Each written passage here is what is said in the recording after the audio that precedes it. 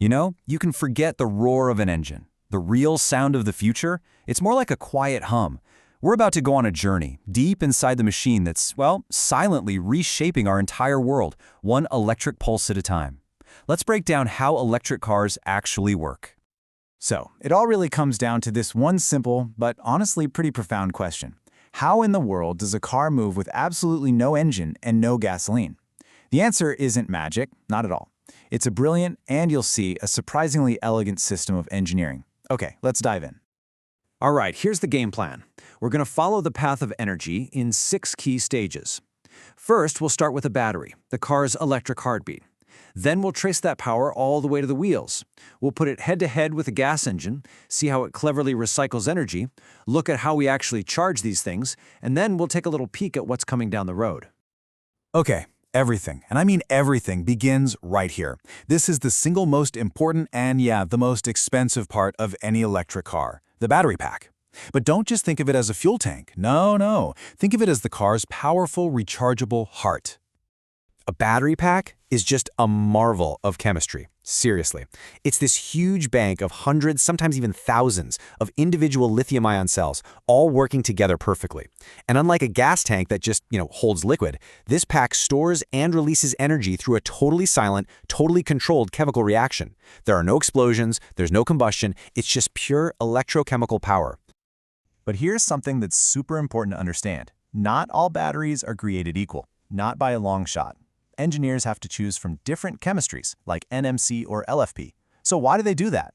Well, it's all about a strategic trade-off. A high-performance car might use an NMC, that's nickel manganese cobalt, battery because it packs a ton of energy and power. But say a delivery van or a standard range car, it might use an LFP, lithium iron phosphate battery, because it's safer, it's cheaper, and it can last for way more charge cycles. It's this really careful balancing act for every single car they design. So we've got all this energy packed away in the battery. But how does that chemical potential turn into the raw force that actually moves the car? Well, let's follow the current as it flows into the electric drivetrain. That's the system that turns silent electricity into pure motion. It's like a little four-step dance. First, the battery holds direct current, or DC power, where all the electrons are flowing in just one direction. But the big, powerful motors in most electric cars, they need alternating current, or AC power, where the flow flips back and forth really fast. So the inverter steps in and acts like this brilliant translator, converting that DC to AC. The controller, now that's the brain. It reads how hard you're pushing the accelerator and tells the inverter exactly how much power to send for the final step, the motor. And this is where the magic really happens. Inside that motor, the alternating current creates a rotating magnetic field. This field then pulls on a rotor, spinning it with incredible force and incredible precision.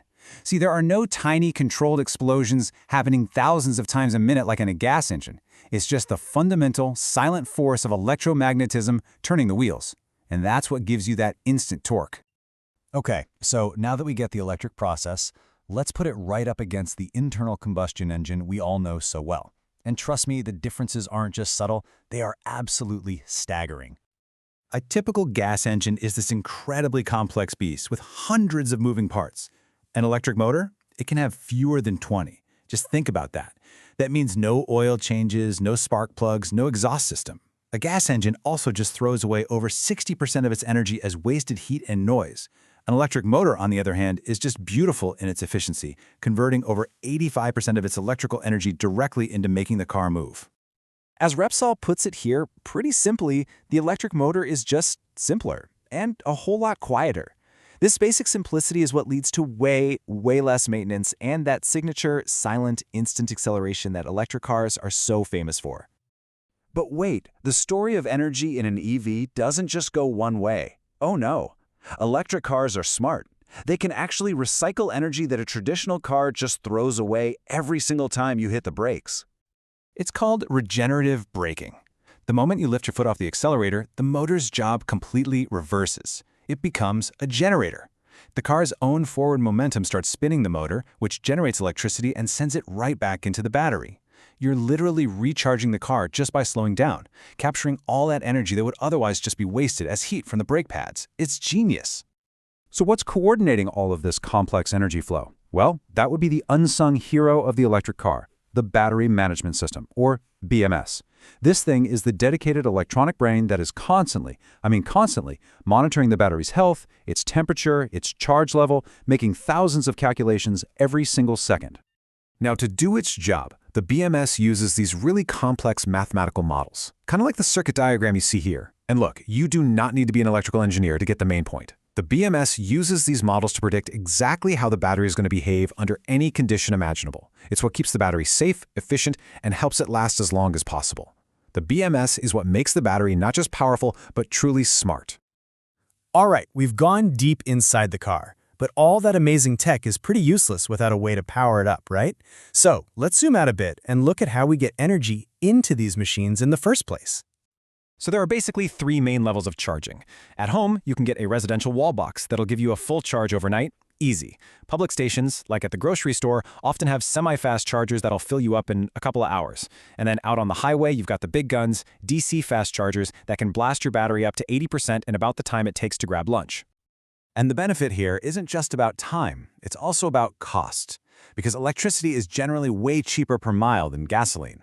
Some studies show that driving the same distance can be up to 4 times cheaper in an EV. I mean, over the life of the car, that can add up to thousands and thousands of dollars in savings. The technology we have right now is already incredible, but this whole revolution, it's just getting faster and faster. So what's next? Let's take a quick look at the road ahead. First up, wireless charging. Yeah, the same exact technology that powers up your phone without a cable is coming to our cars. It uses a principle called electromagnetic induction, which lets power transfer through the air from a pad on the ground to a receiver on the car. No more fumbling with cables in the dark or in the rain. Just imagine parking spots and garages that just start charging your car automatically the second you pull in. Or, get this, entire lanes of highways that power your vehicle as you're driving. And this isn't science fiction. A road in Trondheim, Norway is already testing this kind of dynamic charging. It's the first step towards making range anxiety a complete thing of the past. This is the near future, right here. On one side, you've got the seamless convenience of wireless power. And on the other, you have the next giant leap in battery tech, solid-state batteries. These promise to be safer, lighter, they'll charge even faster, and could potentially double a car's range. They're going to completely push the boundaries of what these vehicles can do.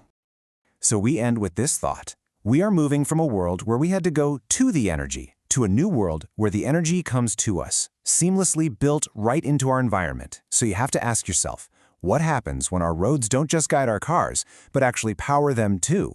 The journey is really just beginning, and the road ahead, well, it's electric.